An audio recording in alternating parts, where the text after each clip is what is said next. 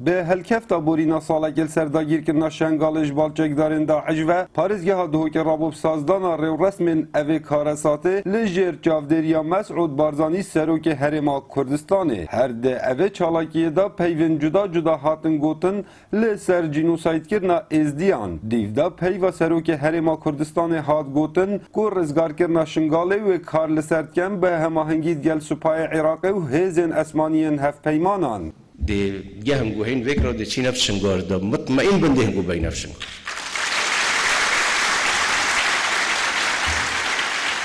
باز ویا عملیات و مزنه منه به لیگ بیت پارچه کردن و ام تنیش نینه لعنی دیشت دا امید پیول سشولد که اینو انشالله دی بیننیش هر درجه پیون خدا مسعود بارزانی آماجه به اوی چنده کر کو ده هولن جدی هنه هاوتن جبو پارزگه بونا شنگاله طلب من اول حکومت هریمش همین کنیت خوب کار بینی هر چنده بگوه غیرانه که آبوری دا هریم کردستانی و تقصیریش نکریه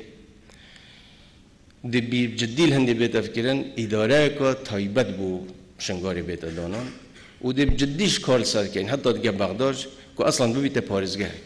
هر ده اوه سال یاده دا سروک هرما کردستان تکس کر که طول وکرن گلچک دارن داعش ده تکرن بلد چارچو و یاسای نیو دولتی دا هر وسا برای گشتی هاتیا خویا کرن که تاکه هز برهنگاری داعش کری هزن کردی نو به هماهنگید گل فروکن هف پیمانان